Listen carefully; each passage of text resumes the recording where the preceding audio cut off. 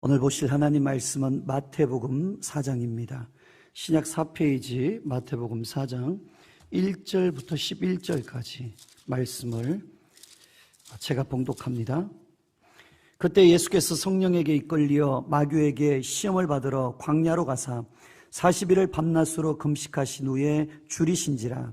시험하는 자가 예수께 나와서 이르되 내가 만일 하나님의 아들이거든 명하여 이 돌들로 떡덩이가 되게 하라.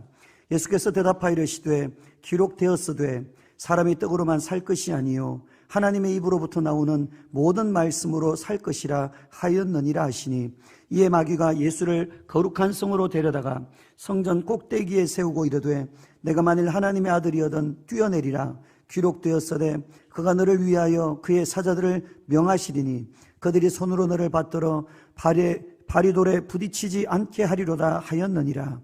예수께서 이르시되 또 기록되었으되 주 너의 하나님을 시험하지 말라 하였느니라 하시니, 마귀가 또 그를 데리고 지극히 높은 산으로 가서 천하만국과 그 영광을 보여 이르되 만일 내게 엎드려 경배하면 이 모든 것을 내게 주리라. 이 예수께서 말씀하시되 사탄아 물러가라.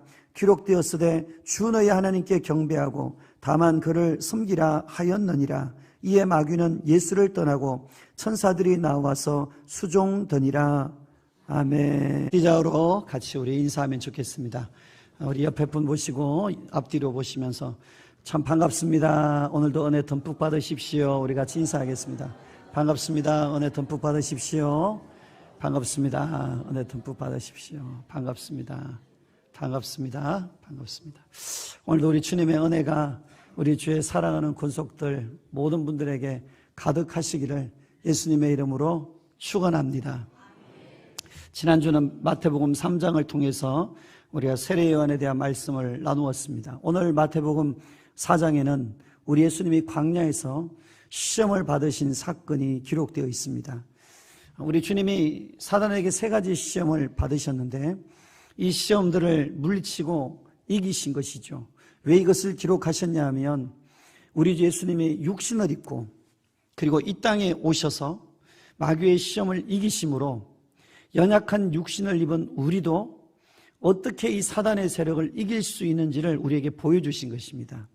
또 하나는 대표성의 원리인데, 다윗이 골리앗과의 이 전투 속에 대적을 할 때 이 다윗과 골리앗 싸움 속에 이 대표가 되는 다윗이 이 대표가 되는 골리앗을 무너뜨리니까 블레셋 군대 전체가 패배하는 거예요. 우리 예수님 한 분의 승리로 말미암아 예수님 믿는 우리 모두가 다 사단을 이긴 승리자가 됐다는 걸 우리 주님이 보여주시는 것입니다.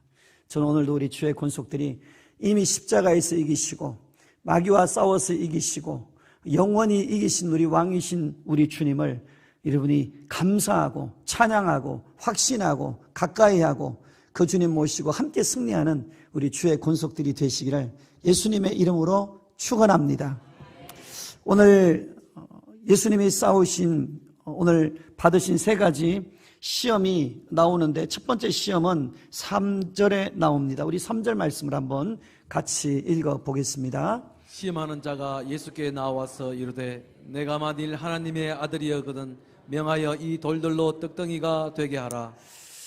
사단은 예수님께 와서 이 세 가지의 시험을 하기 시작하는데, 이 시험은 언제부터 시작됐냐면 창세기 에덴 동산에서부터 시작되었습니다. 하나님 만드신 아담과 하와가 선악과를 따먹는 사단의 시험에 넘어갔던 거예요. 그 열매가 먹음직스러운 거예요. 보암직스러운 거예요. 보기에 탐스러운 거예요. 그런데 오늘 이 세 가지 시험이 어디에 나오냐면 요한 1서에 나와요. 하나님께서 사도 요한을 통해서 뭐라고 말씀하시냐면 육신의 정욕, 안목의 정욕, 이생의 자랑, 이것은 아버지 하나님으로부터 온 것이 아니고 이것은 세상을 통해 왔다. 세상의 왕으로 역사하는 사단을 통해서 들어온 것이다. 이렇게 말씀을 한 거예요. 그래서 창세기에 나오는 이 선악과를 보고 먹음직했던 것은 육신의 정욕, 보암직했던 것은 안목의 정욕, 그리고 보기에 탐스러운 것은 바로 이생의 자랑인데, 오늘 이 본문에 나오는 이 세 가지 시험도 사실은 가만히 보면 바로 이 같은 사단의 시험인 것을 알 수가 있어요. 첫 번째는 돌을 떡으로 만드는 시험이에요. 이 시험은 육신의 정욕에 대한 시험이에요. 그래서 이 시험을 우리 주님이 이기신 거예요. 두 번째는 이제 성전 꼭대기에서 뛰어내리는 거예요. 안목의 시험이에요. 주님이 이 시험을 이기신 거예요. 세 번째는 무슨 시험이냐면 이제 내게와 절하라고 말할 때 그 절하라고 하는 사단의 그 유혹을 시험을 이기신 거예요. 이거는 이생의 자랑을 이기신 거예요. 그런 면에서 본다면 창세기에 첫 번째 아담이 졌던 이 시험을 고린도전서 15장에 나오는 것처럼 이제 두 번째 아담 되시는 예수님이 이 시험을 이기심으로 그동안 사단의 노예가 되었던 우리의 인생이 이제 사단을 이기신 주님으로 말미암아 이제 한 줄기 빛이 이제 복음서를 통해 시작되는 것입니다. 오늘 이 사단의 시험은 사실은 가만 보면 본질은 같은데 문화의 옷을 갈아입고요, 시대의 옷을 갈아입고 상황의 옷만 갈아입고 나타날 때가 많이 있어요. 가만히 들여다보다 보면 사실은 같은 거예요. 오늘 첫 번째 시험은 뭐냐면 돌로 떡을 만들어 먹으라는 거예요. 지금 이 예수님에게 있어서 가장 약한 부분이 뭐냐? 배고픔이에요. 하나님의 아들이시지만 우리 같은 이 흙으로 지어진 육신을 입고 이 땅에 오셨어요. 그러다 보니 40일간 금식 기도를 하신 후에 가장 연약한 부분이 배고픔이셨던 거예요. 그래서 사단은 이 예수님의 육신을 입고 오셔서 가장 연약한 그 부분인 배고픔을 건드리는 거예요. 이 배고픔을 지금 공격하는 거예요. 배고픈데 네가 그걸 돌을 떡으로 만들어 먹어, 이렇게 말하는 거죠. 가장 약한 부분을 건드리는 거예요. 사단이 예수님의 배고픔을 이용해 미혹했듯이 지금도 사단은 어디를 공격하냐 하면 우리의 가장 약한 부분을 공격해요. 우리 약한 부분은 사람마다 다 틀려요. 돈에 약한 사람이 있어요. 또 명예에 약한 사람이 있어요. 여자에 약한 사람이 있어요. 술에 약한 사람이 있어요. 이 각자가 약한 영역을 사단은 정확하게 알고 그 부분을 계속 공격해요. 여러분 우리 돌아보세요. 우리가 만 가지 죄를 짓고 지옥 가는 게 아니에요. 여러분 가룟 유다가 예수님 따라갈 때 만 가지 죄를 지은 게 아니에요. 간음죄도 짓고 살인죄도 짓고 그러다 간 게 아니에요. 단 하나 무슨 죄를 짓냐면 가룟 유다에게 약했던 부분은 돈에 대한 것이었어요. 사단은 계속 이 돈에 대한 이 시험을 가룟 유다의 생각과 마음속에 집어넣었던 거예요. 예수님을 따라가는데 가룟 유다 안에 들어오는 이 사단이 주는 시험을 받아들이기 시작한 거예요. 생각과 타협하기 시작한 거예요. 그리고 결국은 타협하다가 결국은 그 생각을 받고 행동으로 옮기면서 그 단 하나의 죄, 바로 그 죄가 그의 영혼을 무너뜨리고 망치게 만들었던 거예요. 지금도 사단은 10가지 죄를 우리에게 다 가지고 하는 게 아니라 가장 약한 우리의 영역을 너무 잘 알고 그 부분을 또 공격하고 또 건드리고 또 그 부분에 대해서 또 다시 우리를 미혹하고 시험할 때가 많이 있는 거예요. 그래서 오늘 우리의 모습을 점검해 보아야 돼요. 과연 나는 10가지 중에 9가지를 잘할 수 있지만 그 한 가지로 넘어지는, 사단에게 내가 그냥 넘어지게 만드는 내 안에 타협하고 있는 영역이 무엇이 있는가? 오늘 우리가 잘 점검해 보시고, 오늘 사단이 예수님에게 가장 연약한 배고픔을 통해 공격했던, 오늘 내가 아는 가장 연약한 부분을 통해 사단이 공격한다는 걸 꼭 기억하시고 오늘도 이 시험에서 주님 의지하여 믿음으로 이기시기를 예수님의 이름으로 축원합니다. 또 하나, 이것은 무엇을 우리에게 보여주냐면 우선 순위의 문제예요. 예수님에게 있어서 어쩌면 배고픔이 가장 현실적으로는 가장 시급한 문제 아니에요. 그러니 사단이 말하는 거예요. 배가 고프잖아. 먼저 배부터 채워. 그거 배 채우는 것이 중요하지 하나님의 뜻, 하나님의 말씀, 이건 별로 중요한 게 아니야. 중요한 건 일단 배부터 채우는 거야. 40일을 굶었는데 그러다 죽으면 어떡해. 이렇게 말하는 거예요. 땅의 것 먼저, 떡을 먼저 먹고 그런다고 하나님 앞에서 그게 무슨 문제가 되겠어. 그래서 결국은 땅의 것을 먼저 찾다가 주일이 멀어지는 거예요. 하나님과 멀어지는 거예요. 신앙이 멀어지는 거예요. 그래서 점점 예배가 멀어지다 보면, 하나님이 멀어지다 보면 결국은 미끄러져서 모든 것들을 잃어버리게 만드는 사단의 전략이 뭐냐면 오늘 이 돌로 떡을 만드는 시험이에요. 예를 들면 주일날 우리의 자녀들이 시험을 앞두고 학원에서 보강이 있어요. 그러면 마침 그 시간이 또 주일이에요. 그러면 어떻게 돼요? 믿음이 좀 약한 부모들은 야, 그냥 오늘 학원 가. 오늘 중요한 것 보강한다는데 그래야 시험 점수라도 하나 더 맞지. 그렇게 하고 보낸단 말이죠. 그럼 어떻게 되겠어요? 그냥 가서 시험 문제 하나 더 풀기 위해서 학원에 가고 예배를 빠질 때 예배 빠진다고 당장에 뭔 일 일어나는 거 아니잖아요. 반대로 학원 안 가고 예배 나왔다고 떡이 생기는 것 아니에요. 당장 빵이 생기는 것 아니에요. 당장 돈이 생기는 것 아니에요. 그렇기 때문에 현실적으로 시험 문제 하나를 더 맞힐 수 있는 현실을 선택하는 거예요. 그런데 그렇게 해서 사단은 하나님으로부터 점점 우리를 멀어지게 만드는 거예요. 여러분, 이 우선순위의 시험, 그래서 예수님은 이 부분에 대한 해답을 이렇게 말씀하셨어요. 마태복음 6장 33절입니다. 우리 한번 같이 읽어보겠습니다. 그런즉 너희는 먼저 그의 나라와 그의 의를 구하라. 그리하면 이 모든 것을 너희에게 더하시리라. 그러므로 너희는 먼저 그의 나라와 그의 의를 구하라. 그리하면 이 모든 것을 너희에게 더하시리라. 이게 하나님의 뜻이에요. 그런데 사단은 뭐라고 말하냐면 야, 떡이 더 중요한 거야. 지금 교회 나가고 신앙생활하고 뭐 하나님의 뜻, 하나님의 나라 그런다고 떡이 나와, 돈이 나와, 밥이 나와. 당장에 먹고 살아야지. 시험 한 문제 더 맞춰야지. 진급해야지. 이번에 큰 돈 벌어야지. 눈 한번 질것 감고 살짝 그냥 거짓말하면 돼. 그냥 눈 감고 모른 척하면 돼. 그래서 우리의 신앙의 양심을 팔고 그리고 하나님의 뜻과 상관없이 눈에 보이는 떡을 덥석 물게 만드는 거예요. 여러분, 하나님은 우리에게 뭐라고 그러시냐면 너희가 하나님의 나라를 먼저 구하면 나머지는 우리에게 더해 주신대요. 금요일 날 말씀을 그때 한번 나눌 때도 그 얘기했지만 어느 목사님은 집에서 예수 믿는 것 때문에 쫓겨났어요. 예수님 믿는 것 때문에 제사 지내지 않으니까 쫓겨나서 집에서 쫓겨나니 갈 데가 어디 있어요.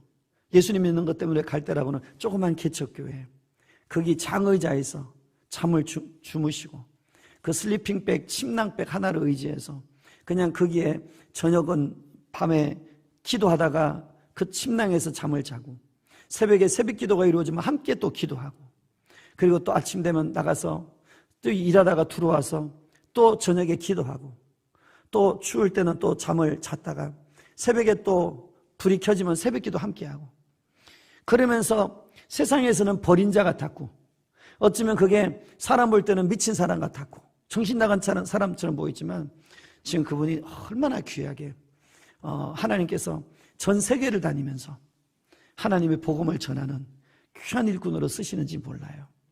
우리가 하나님의 나라와 의를 구하는 것이 당장에는 떡, 돈, 빵이 나오는 것처럼 보이지 않을지 모르지만 하나님의 신실하신 약속을 믿고 하나님을 붙들면 하나님이 감당할 힘을 주시고 피할 길을 주시고 그것을 이길 시험을 이길 능력도 주시는 것입니다.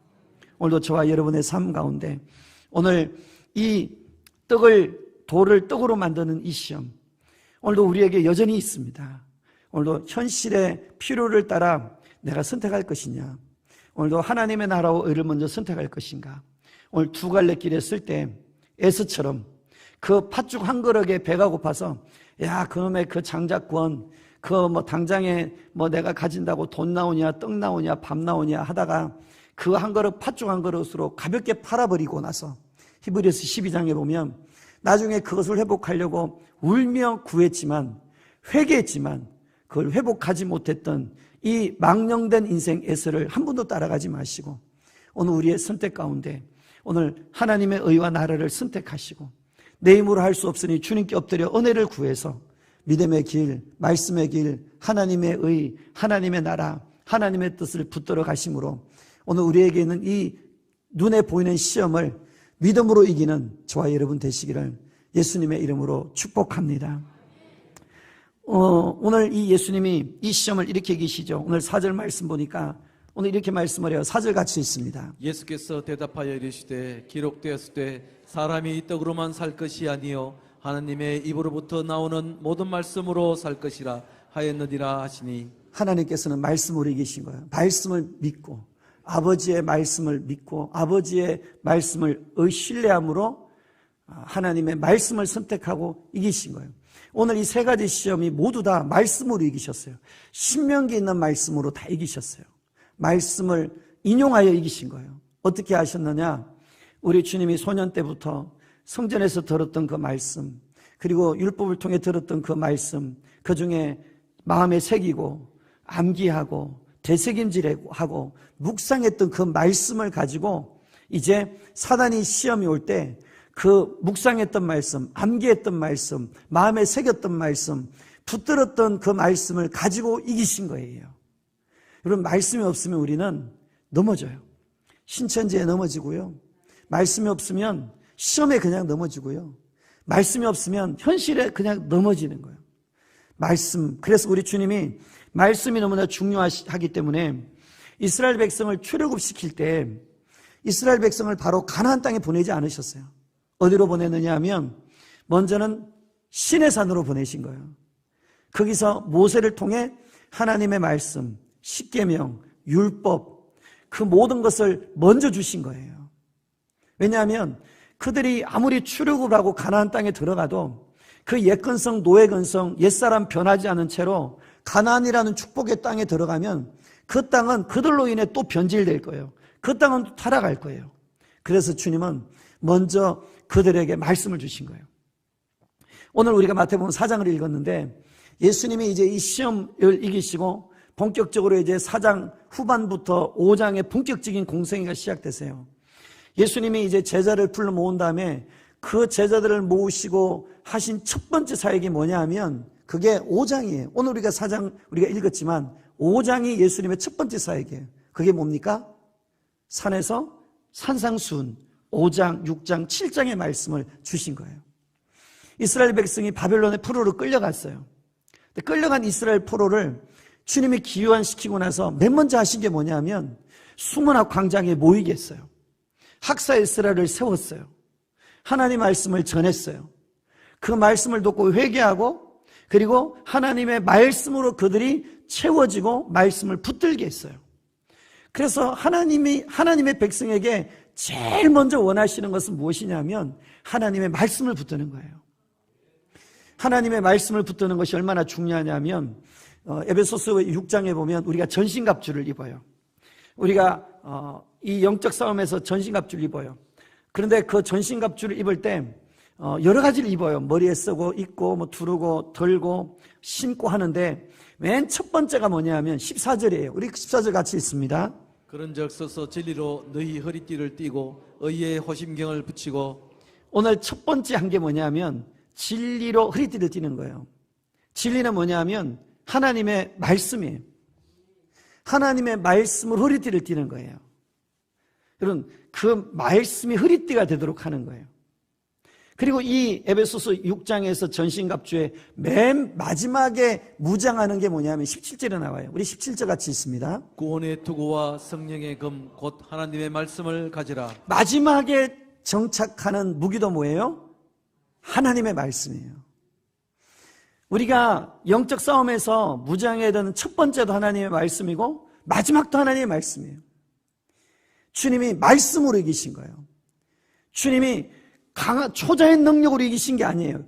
육신을 입고 일부러 우리도 할 수 있는 방식으로 말씀을 인용해서 말씀을 붙들고 말씀으로 이기신 거예요. 그래서 육신을 입은 우리에게도 동일하게 그런 시험이 올 때 하나님의 말씀을 붙들어서 이기라는 거예요. 하나님의 말씀이 전신 갑주가 되게 하라는 거예요. 여러분, 요즘은 이제 그런 것들을 우리가 뭐 개인적으로 많이 볼 수 없지만 옛날에는 이렇게 뜨겁게 불에다가 쇠 덩어리를 녹여가지고 이제 대장장이들이 그거를 이렇게 물건을 만들잖아요. 낫도 만들고 또 칼도 만들고 이렇게 여러 가지 물건을 만들잖아요. 그 자체 쇳덩어리는 사실은 볼품이 없어요. 그런데 그것을 뜨거운 불에 녹여서 그 실력이 있는 대장장이의 손에 들려지니까 어떻게 되냐면 아주 예리한 칼도 되고 잘 드는 낫도 되고 쓸만한 도구가 되는 거예요. 여러분, 하나님의 말씀이 생명이 있지만 그 말씀이 그냥 길가에 떨어지면 그 말씀은 생명은 안 일어나는 거예요. 그 말씀은 그냥 죽어 있는 거예요. 근데 그 말씀이 활성화가 될 때 진리의 허리띠가 되는 거예요. 말씀이 활성화가 될 때 그 말씀이 뭐가 되냐 하면 그게 성령의 검이 되어서 내 안에 악한 생각을 끊어내는 거예요. 하나님 말씀이 활성화되는 비결이 뭐냐? 그게 시편 1편이에요. 복 있는 사람은 죄인의 길 오만한 자의 자리 악인의 꾀에 쫓아가지 않고 어떻게 해요? 하나님 말씀을 묵상하는 거예요. 하나님 말씀을 가까이 하는 거예요. 그 말씀을 내가 새김질하는 거예요. 그 말씀을 내가 붙드는 거예요. 그래서 그 말씀이 내 안에서 되새김질되고 내 안에 각인이 되고 내 안에 기도로 붙드는 말씀이 되고 내 안에 살아내는 말씀이 될 때 내 안에 그 말씀이 살아내는 과정 속에 내 안에서 꽃이 피어져 가는 거예요. 싹이 나고 꽃이 피고 그 말씀이 열매를 맺는 거예요. 그래서 말씀은 내 안에서 아멘으로 받고, 할렐루야. 그 말씀을 내가 살아내기 위해서 많은 말씀 몰라도 사실은 어떤 면에서 괜찮아요. 우리가 신학교 다니는 신학생 수준으로 몰라도 괜찮아요. 우리가 그냥 어린아이가 읽듯 우리가 이해할 수 있는 이 하나님의 말씀을 있는 그대로 읽고 그냥 정직하게 그 말씀을 받아서 그 중에 하나님이 내 안에 깨닫게 하시는 말씀 하나를 가지고 씨름하고 그 말씀 붙들고 회개하고 그 말씀 가지고 묵상하고 그 말씀을 내가 자꾸 마음에 책임지라고 그 말씀을 내가 붙들 때 그 말씀이 내 안에서 싹이 트는 거예요. 꽃이 피는 거예요. 활성화가 되는 거예요. 그래서 그 말씀이 내 안에 실제가 되어지는 거예요. 그것이 뭐냐? 사단을 이기는 말씀의 능력인 줄 믿습니다. 그 능력을 경험했던 다윗이 뭐라고 말했냐면 시편 119편에 이렇게 말해요. 주의 말씀은 내 발의 등이요 내 길의 빛이라. 하나님의 그 말씀이 내 안에서 시편 1편의 말씀처럼 묵상하고 주야로 묵상하고 가까이하고 새김질하다 보니까 어떻게 되느냐? 내 안에서 빛이 되는 거예요. 내 안에 죄가 발견되는 것, 내 심령을 비추는 거예요. 내 죄가 발견되는 거예요. 내 교만이 드러나는 거예요. 그리고 내 앞길에 무엇이 하나님의 뜻인지 분별이 되는 거예요. 하나님의 마음이 점점 느껴지는 거예요. 그래서 그 말씀이 활성화가 되어지니까 사단이 주는 미혹을 분별해서 판단하고 하나님의 뜻을 선택해서 이길 수 있었던 거예요. 오늘도 우리 주의 사랑하는 권속들 저와 여러분이 우리에게 있는 이 현실의 문제가 참 녹록지 않지만 오늘 우리의 현실의 문제를 다 아시고 우리의 생사복을 능히 주관하시고 우리의 흥망성쇠를 주관하시는 그 아버지 하나님을 믿고 그분의 말씀을 의지하고 그분의 나라와 그분의 뜻을 먼저 붙들어서 우리 안에 사단이 주는 이 미혹과 시험에 넘어지지 말고 오늘 하나님의 말씀의 승리자가 되어 하나님의 주시는 책임져 주시는 인생이 저와 여러분의 인생이 되시기를 예수님의 이름으로 축원합니다. 두 번째 시험은 6절에 나옵니다. 우리 6절 말씀 같이 읽습니다. 이르되 내가 만일 하나님의 아들이여든 뛰어내리라 기록되었을 때 그가 너를 위하여 그의 사자들을 명하시리니 그들이 손으로 너를 받들어 발이 돌에 부딪히지 않게 하리로다 하였느니라. 오늘 두 번째 시험은 뭐냐면 성전 높은 꼭대기로 예수님을 데려가서 뛰어내리라는 거예요. 여러분 그 높은 성전 꼭대기에서 뛰어내리면 그 뛰어내릴 때 성전 마당에 있는 수많은 사람들이 보고 어떻게 여길까요? 분명히 예수님은 능력이 있으시니 천사가 지켜줄 거예요. 하나님 아버지도 도와주실 거예요. 예수님 같이 능력으로도 스스로 능히 하실 수 있으실 거예요. 그런 예수님이 사뿐히 그 높은 곳에서 떨어지셔서 딱 떨어지는 모습을 보면 어떤 생각이 들겠어요? 사람들이 막 높일 거예요. 칭찬할 거예요. 대단하다고 여길 거예요. 다시 말하면 이 시험이 바로 사단이 예수님에게 준 안목의 시험이에요. 사람에게서 자기를 이렇게 덜어내려는 안목의 시험, 안목의 정욕. 이 시험이 바로 우리들에게도 있는 거예요. 여러분, 마귀가 우리를 시험할 때 우리의 어떤 부분을 자꾸 도닥거리냐면 자꾸 내 자아를 추구하는 거예요. 자꾸 내 유익을 추구하게 하는 거예요. 하나님을 믿고 신앙생활에도 모든 유익이 뭐냐? 자기를 위해서 하도록 만들어가는 거예요. 자기를 위해서. 자기를 추구하고 자기 자아를 추구하고 그것을 위해 계속 우리를 생각을 통해서 계속 우리를 그렇게 끌어가는 거예요. 그럼 어떻게 되느냐? 그러면 우리가 십자가 지기 싫고요. 우리는 자기 부인하기도 싫고요. 그래서 우리는 십자가 없는 영광을 좋아하고 가는 거예요. 주님 믿어도 고난 없는 영광을 원하는 거예요. 어려움 없는 길을 원하는 거예요. 그게 무슨 길이냐면 주님 말씀하신 넓은 길이에요. 그래서 예수님이 마태복음 7장에 좁은 문으로 들어가라. 멸망으로 가는 길은 크고 그 길이 넓어 많은 사람들이 가는 거예요. 편하잖아요. 고난 없잖아요. 거기에 내가 참고 견디고 자기를 부인할 필요 없잖아요. 그냥 내 자아대로 가면 되는 거예요. 내 원하는 내 육신의 원함대로 그냥 가면 되는 거예요. 예수님 믿어도. 그런데 많은 사람이 가니까 그 길이 괜찮은 줄 여기는데 그 마지막은 멸망이고, 좁은 길은 좀 매력이 없어요. 가는 길에 어려움도 있고요. 또 고난도 있고요. 힘든 일들이 있어요. 자기도 부인해야 돼요. 그러니까 어떠냐 하면 가는 그 길이 힘들어요. 많은 사람에게 매력이 없어서 많이 가지 않아요. 근데 주님은 그 길이 바로 생명의 길이라는 거예요. 주님 사랑해서 그 길을 따라가는 그 사람이 바로 생명의 길을 걷는다. 예수님은 오늘 이 두 번째 시험에 대해서요, 군더더기 없이 주님이 그냥 단호하게 거절하셨어요. 사단아 물러가라, 그냥 그래버리셨어요. 사단아 물러가, 그냥 이렇게 단호하게 끊으셨어요. 설명하고 거기에 대해서 사족을 붙이지 않으셨어요. 사탄아 기록되었으니 물러가, 단호하셨어요. 왜냐하면 우리 주님은 그 예수님 자신의 그 영광을 위해 살아가기보다 예수님은 아버지의 영광을 위해 살아가는 중심이 뚜렷하셨기 때문에 마귀가 주는 시험 앞에 갈등할 것도 없었고 타협할 것도 없었고 그냥 단호하게 사탄아 물러가, 단호하게 끊으신 거예요. 단호하게 끊으신 거예요.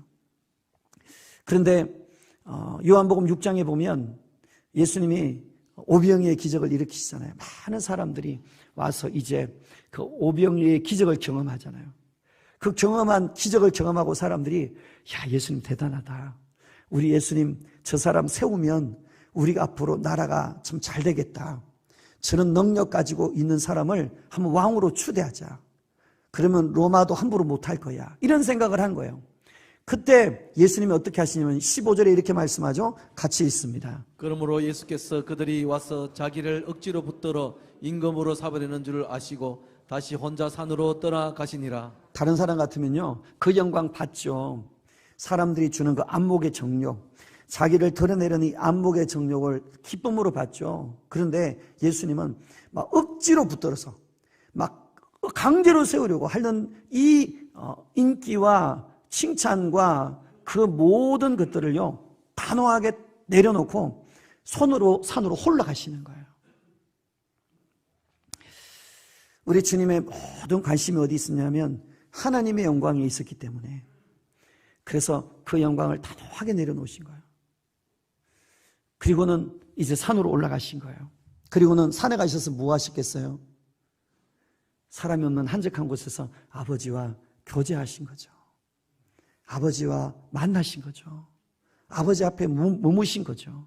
지난주 말씀처럼 아버지와 함께 그 사랑의 교제를 깊이 누리신 거죠. 그것을 우리 예수님은 귀하게 누리신 거예요. 예수님이 이 인류 구원하는 엄청난 사역을 감당하실 때 우리 주님이 하신 것이 뭐냐면 40일 금식 기도였어요. 오늘 우리가 1절을 보면 이렇게 말씀하잖아요. 1절과 2절을 같이 봅니다. 그때 예수께서 성령에게 이끌리어 마귀에게 시험을 받으러 광야로 가사 2절입니다. 40일을 밤낮으로 금식한 후에 줄이신지라. 주님이 금식 기도하신 거예요. 40일을. 그리고 뭐 하셨느냐? 마귀에게 시험을 받으신 거예요. 주님이 사단의 시험 앞에 먼저 기도로 충분히 준비하시고 싸우신 거죠. 기도로 준비하여서 이기신 거예요. 여러분, 우리도 마찬가지입니다. 우리가 오늘 모든 시험거리가 많은데 시험을 이기는 방법들이 많은 것 같지만 사실은 알고 보면 되게 단순해요. 뭐냐 하면 하나님 말씀 붙들고 주님 앞에 엎드리는 거예요. 그거 외에는 달리 뾰족한 방법이 없어요, 사실은. 그냥 하나님의 말씀을 붙들고 주님께 엎드리고 주님께 나아가면 그때 그 시험을 다 이기는 거예요. 여러분, 방법이 많은 게 아니에요, 여러분. 단순한 거예요. 감옥에서도 할 수 있는 거예요. 어린아이도 할 수 있는 거예요. 장애인도 할 수 있는 거예요. 초등학생도 할 수 있는 거예요. 배우지 못한 사람도 할 수 있는 거예요. 누구라도 할 수 있는 거예요. 하나님 말씀 붙들고 하나님 앞에 무릎 꿇는 일은 누구도 할 수 있는 일이에요. 주님은 누구든지 누구라도 시험을 이길 수 있도록 해주신 거예요. 신학을 많이 하고 성경을 많이 배우고 많은 지식이 있어야 이기는 게 아니에요. 무릎 꿇어야 이기는 거예요. 무릎 꿇으면 어떻게 이기느냐? 무릎을 꿇으면 하나님께서 내 안에 나를 보게 해주실 때가 많아요. 내 안에 기도하는 제목과 다르게 내 모습을 보여주실 때가 많아요. 우리를 회개시킬 때가 더 많아요. 내 실상을 보이실 때가 더 많아요. 그래서 문제를 가지고 나갔는데 성령님이 내 안에 죄를 먼저 다루세요. 그래서 하나님 앞에 내가 기도하고 나가다 보면 내 안에 회복이 일어나요. 그리고 내 안에 진짜 문제들이 분별되기 시작해요. 그리고 내 안에 그것이 분별되면 그 다음에는 모든 것이 다 풀려지는 거예요. 왜? 기도가 열리면 나머지는 다 열리는 거예요. 죄송하지만 기도가 닫히면 밖에 문이 10가지 열려도 사실은 다 닫힌 거예요. 기도문만 열려 있으면 사실은 다 열려 있는 거예요. 그래서 사단은 어디를 막냐면 기도의 문을 막는 거예요. 우리가 아무리 어려운 데 있어도 사도 바울이 복음 전하다 감옥에 갇혔지만 베드로가 복음 전하다 감옥에 갇혔지만 주님과 기도의 문이 열리니까 거기에 성령의 임재가 있고요. 기뻐서 찬양을 하고요. 두려움이 없이 평안히 자고요. 다니엘이 사자굴에 던져줘도요. 주님과 기도의 문이 열리니까요. 사자를 털베개 삼고 털 가죽 삼아서 벼고 자지 않습니까? 우리의 삶에 모든 문제가 많은 것 같아도 모든 문제 중에 기도의 문만 열리면 다 열리는 줄 믿습니다. 그러므로 오늘 우리의 삶에 내가 하나님 앞에 이 기도의 문이 열려 있는가? 우리가 하나님 앞에 죄송하지만 매일 기도해도 우리의 기도가 피상적이 되면 죄송하지만 그 기도는 능력이 없어요. 매일 하는 새벽 기도를 할지라도. 하지만 내가 하나님 앞에서 말씀 붙들고 전심을 다해서 깨어 기도하여 내 영이 활성화되어져서 내 기도가 되어지면 그러면 나머지는 다 풀려지는 거예요. 오늘 예수님은 오늘 이 사단의 시험 앞에 말씀으로 단칼에 이기시고 그리고는 기도하러 가신 거예요. 산에 가서 기도하신 거예요. 우리가 예수님을 믿을 때 우리가 주님 믿는 것이 복잡해 보이지만 주님 믿는 것도 사실은 어떻게 보면 단순하잖아요. 뭐냐 하면 내 안에 계신 성령님께 주님 이거 맞아요? 주님 이거 주님 원하는 거예요? 묻고 내 안에 주님이 그 원하시는 뜻이면 아멘하고 그냥 가는 거죠. 주님이 우리를 인도하시는 방식은 가장 보편적인 방법인데 그게 뭐냐 하면 평강이에요. 주님은 우리를 인도하실 때 항상 그 응답이 평강으로 와요. 그래서 이 평강이 내 안에 체험되어질 때 이게 하나님이 기뻐하는구나라는 걸 알게 되는 거예요. 반면에 그게 겉으로 옳아 보여요. 겉으로 맞는 것 같아요. 논리적이고 이치적으로 다 괜찮은 것 같아요. 하지만 그것이 논리적이고 이치적이고 다 맞는 것 같은데 기도하는데 평강이 없어요. 그런 거 하나님의 뜻 아니에요. 그리고 그거 하나님이 원하시는 길 아니에요. 반드시 하나님은 우리에게 길을 내실 때 평강으로 인도하시는 거예요. 그래서 우리의 모든 하나님의 인도는 기도하는 가운데 하나님의 평강이 임할 때까지 기도하는 거예요. 그리고 하나님 앞에 우리의 선택도 하나님의 평강이 임하는 길을 선택하는 거예요. 그래서 우리 주님을 어떤 분이라고 말했냐? 평강의 주께서라고 말했어요. 주님 자체가 평강의 주님이에요. 그래서 우리가 이 땅을 살아가는 동안 많은 문제가 있지만 내 안에 기도 중에 주시는 평강의 주님을 붙들고 믿음의 길을 걸어가심으로 로마서 8장에 보면 무릇 하나님의 영으로 인도함을 받는 자는 하나님의 자녀라고 했는데, 저와 여러분이 평강을 따라 성령님의 인도를 따라가므로 우리가 하나님의 자녀로 기쁘게 살아가며 시험을 이기며 승리하시기를 예수님의 이름으로 축원합니다.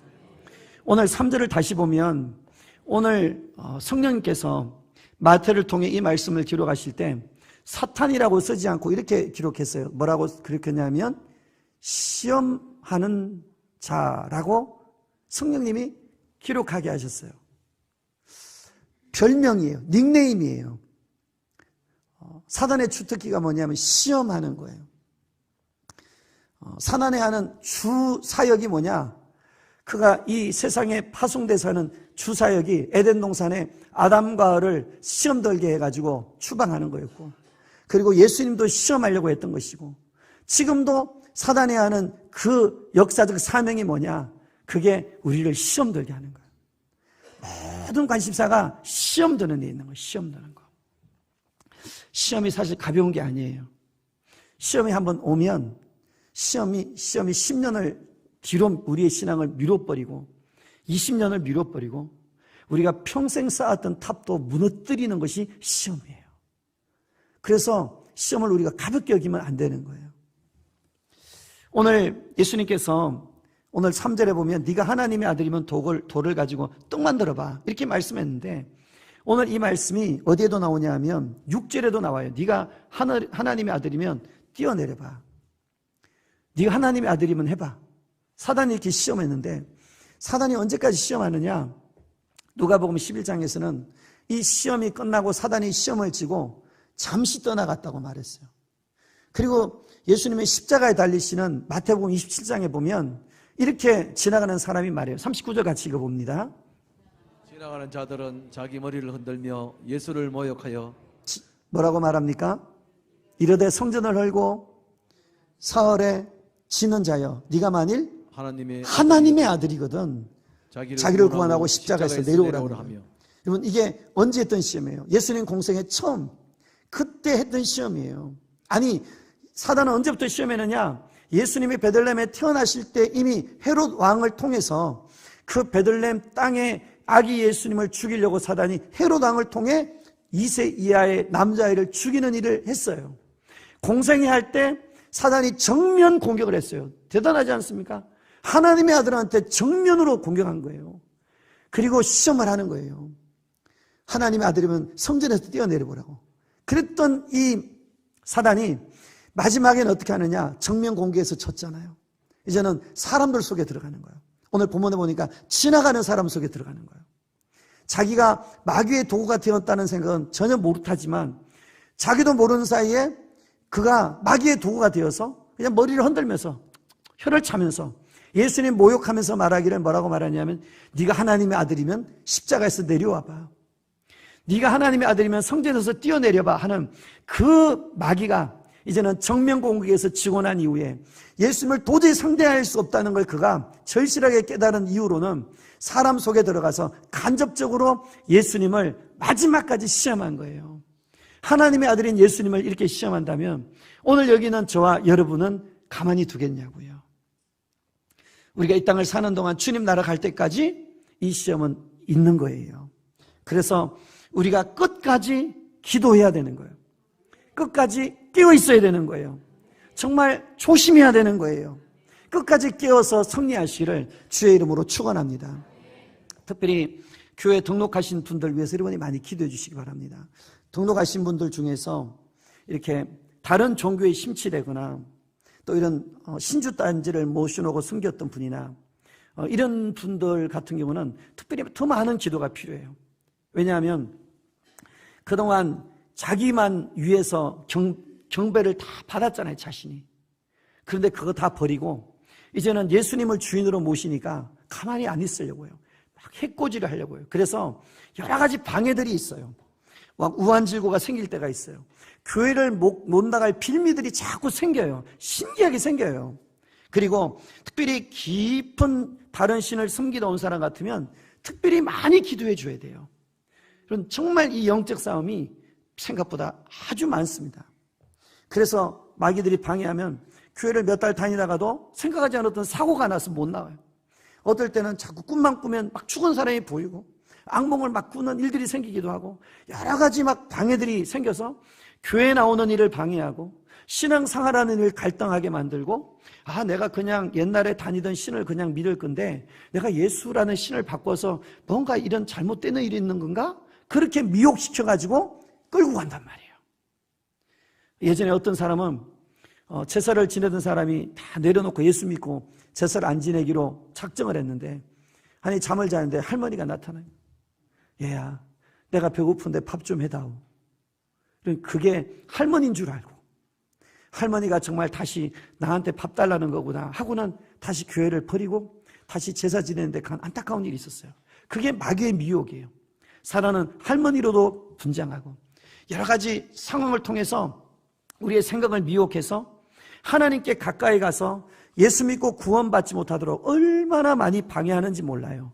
그러므로 여러분 주위에 또 함께 나오는 분들 중에 우리 새가족들이 오시면 여러분들이 영적으로 많이 중보로 지원하시고 밀어주시기를 주의 이름으로 축원합니다. 본인도 기도 많이 해야 되지만 함께 간절히 기도할 때 그 사람 안에서 붙어있는 악한 영들이 나중에는 어느 순간에 떠나가요. 그러면 그 안에서 하나님께서 그 영혼을 더 기쁘게 쓰시고 믿음으로 도약해 나가게 되는 거예요. 마태복음 12장에 보면 이렇게 말씀을 해요. 12장 말씀 같이 읽어보겠습니다. 더러운 귀신이 사람에게서 나갔을 때에 물 없는 곳으로 다니며 쉬기를 구하되 쉴 곳을 얻지 못하고 이제 귀신이 쫓겨나간 거예요. 근데 44절에 보니까 이에 이르되 내가 나온 내 집으로 돌아가리라 하고 와보니 그 집이 비고 청소되고 이제 옛날에 수리되었거늘 그런 우상단지 안 믿고 그런 이상은 뭐 점 안 보고 막 이제 무당 안 찾고 이제 그렇게 지내는 거예요. 그리고 말씀 듣고 생각나는 이제 회개하니까 점점 깨끗해지는 거예요. 근데 어떻게 하느냐? 45절에 이렇게 말해요. 이에 가서 저보다 더 악한 귀신을 7을 데리고 들어가서 거하니 그 사람의 나중 형편이 전보다 더욱 심하게 됐느니라. 악한 영이 틈을 보고 들어가 버리는 거예요. 왜냐 아직 그게 주인이 온전하게 주인이 못 자리 잡은 거예요. 빈틈이 있는 거예요. 닦고 치웠는데 아직 주인이 없는 것 같은 거예요.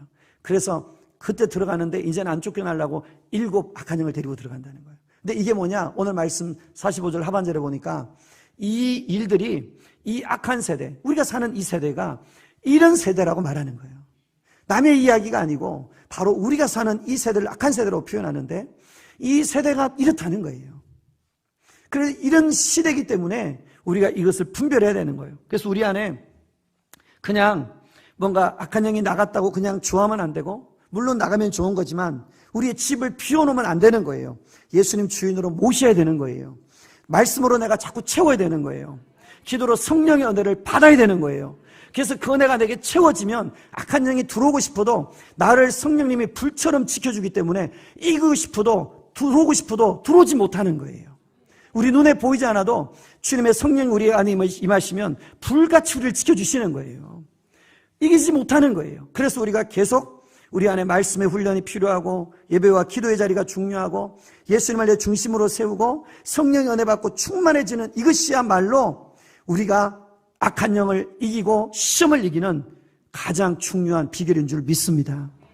그리고 마지막 세 번째 시험은 4장 8절에 나옵니다. 우리 8절 말씀 같이 읽습니다. 마귀가 또 그를 데리고 지극히 높은 산으로 가서 천하만국과 그 영광을 보여 영광을 보여주는 거예요. 천하만국의 영광을 보여주면서 말해요. 엎드려 경배하면 다 준다는 거예요.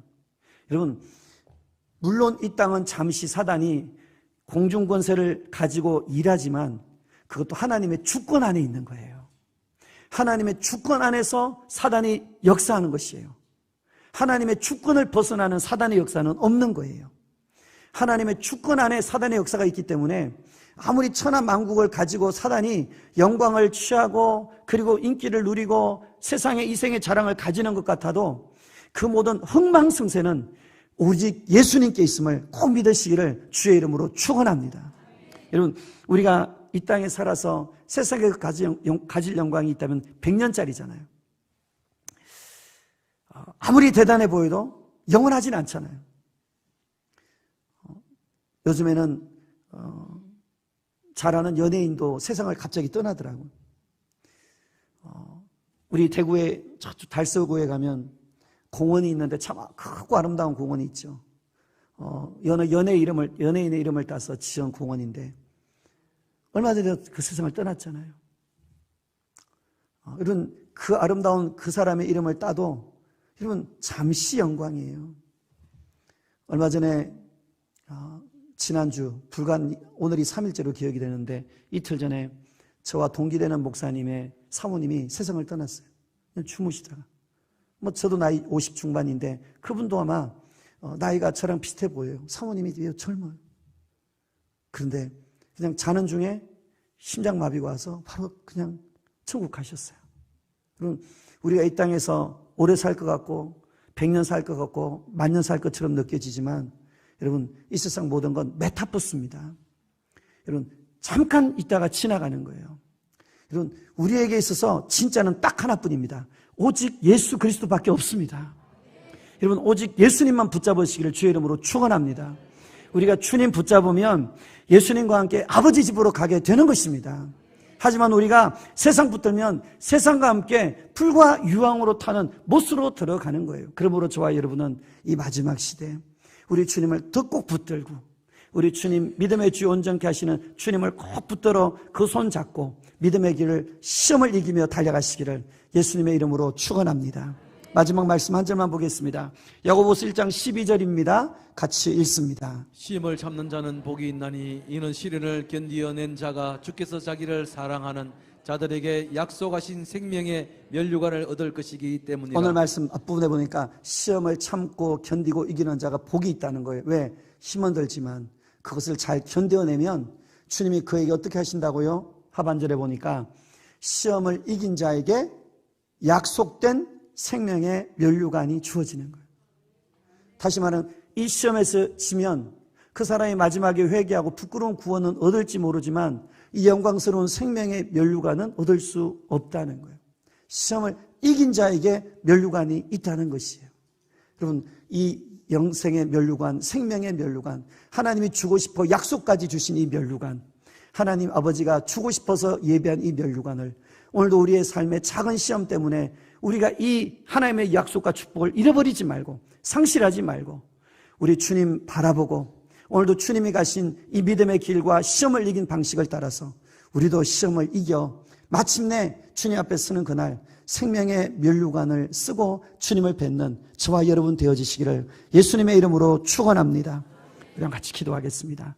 하나님 앞에 우리 함께 기도하시죠. 주님, 내가 돌아보니 시험에서 많이 졌습니다. 하나님, 내가 세상 앞에 시험에 많이 타협했습니다. 오늘 하나님 주님이 이 세 가지 시험을 이기신 것처럼 나도 시험 이기며 살기 원합니다. 그래야 주님이 약속하신 자에게 주신 생명의 면류관을 쓰기까지 이 길을 걷게 하여 주옵소서. 우리 주의 이름에 같이 기도하겠습니다. 주여, 수면 되신 우리 하나님 아버지, 오늘도 하나님 우리가 이 땅을 주님 은혜로 살아갑니다. 우리를 사랑하여 주셔서 많은 사랑 가운데 우리를 불러주시고 우리 주님이 우리를 하나님의 자녀 삼아주시고 오늘도 이 땅 광야 같은 인생이지만 하나님의 길을 우리가 믿음으로 살아갑니다. 하지만 가는 길에 많은 어려움들이 있습니다. 우리에게 생각지 않은 많은 시험거리가 있습니다. 우리 예수님에게도 공생애 때부터, 아니 태어나실 때부터 우리 예수님의 공생애 내내 그리고 마지막 십자가에 매달리기까지 네가 하는 하나님의 아들이면 내려와 보라고 마지막까지 사단이 직간접적으로 시험했던 이 사단이 지금도 우리 주님을 믿는 하나님의 자녀와 백성들을 오늘도 광야 인생을 살아가는 우리들을 시험하고 오늘도 우리를 무너뜨리기 위해서 미혹할 때가 얼마나 많은지 모릅니다.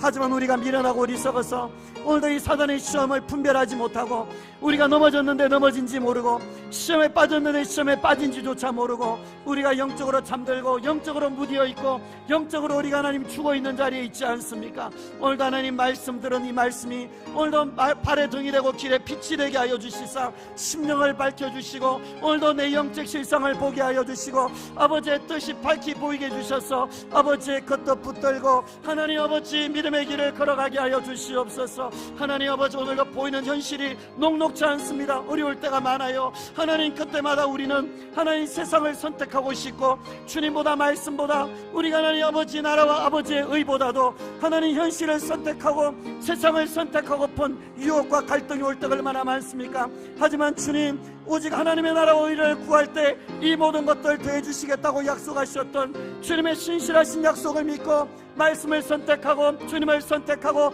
하나님의 나라를 선택하고 하나님의 의를 선택하는 자가 되어서 주님이 이기신 것처럼 우리도 말씀으로 이기는 자들 되게 하여 주옵소서. 하나님 어디 성전 꼭대기에서 뛰어내려는 이 안목의 정욕의 시험, 하나님 아버지 오늘 우리에게도 있습니다. 이 땅에 사람들의 인정을 받고 싶고 사람의 칭찬을 받고 싶은 이 안목의 정욕에 하나님 많은 사람들이 넘어가고 하나님 아버지 넓은 길을 걸어가는 일들이 얼마나 많습니까? 주님, 오늘도 우리의 삶에 주님을 믿고 따르노라 하지만 실상 우리가 하나님 아버지 내 영광과 네 유익을 위해 살아가는 모습이 있지 않습니까? 주여, 오늘도 하나님 아무든지 나를 따라오려거든 자기를 십자가에 못 박고 그리고 주님이 내 몫에 태인 십자가를 지고 우리 주님을 살아가는 그 마음을 따라 즐거이 따라오라 했는데 아버지, 오늘도 하나님 아버지 말씀을 붙들고 주님 앞에 기도하고 나가오니 주, 오늘도 우리에게 하나님 아버지 주님이 가신 그 길을 따라 하나님의 나라를 선택하고 이를 선택하고 주님, 그리고 하나님 아버지 오늘 이 말씀 그대로 우리 주님이 하나님 보이신 그 생명의 길을 선택하여 하나님 아버지 내 영광이 아닌 나를 위해 살찌고 피 흘리신 주님의 영광을 위해서 내 주님 살아가는 그 마음을 따라 믿음의 길을 선택하는, 단호하게 하나님을 선택하는, 하나님 아버지 시험에서 이기는, 하나님의 뜻을 따라 살아가는, 좁은 길을 걸어가는, 믿음의 길을 걸어가는 시험에서 이기는 저희들 되게 하여 주옵소서. 하나님, 이 생의 자랑 하나님 아버지 오늘도 우리에게 있지만 이 모든 시험 앞에서 하나님 우리의 흥망성쇠, 이 땅에서만 아니라 우리의 영원한 흥망성쇠를 주관하시는 왕의 왕, 만왕의 왕 되신 우리 주 예수님, 그분을 더욱더 가까이하고 하나님 아버지 그분께만 경배하기로 작정하고 우리 주님만 오히려 하나님 아버지 예비하기로, 그분만 우리가 가까이하기로 작정하며 나아갈 때 오늘 하나님 아버지 우리 주님을 주님이 붙드신 것처럼 그 길을 갔던 믿음의 사람들을 붙들으신 것처럼 오늘도 우리의 삶에 도우시고 책임지시고 인도하시는 하나님의 선하신 손길 경험하며 시험에서 이겨 생명을 얻고 이기며 더 나아가 우리 주님 앞에 서는 그날 생명의 면류관 쓰고 내 주님 뵙는 거룩한 주의 자녀, 서로 주님의 살아가는 주의 권속들 꼭 되게 하여 주시옵소서.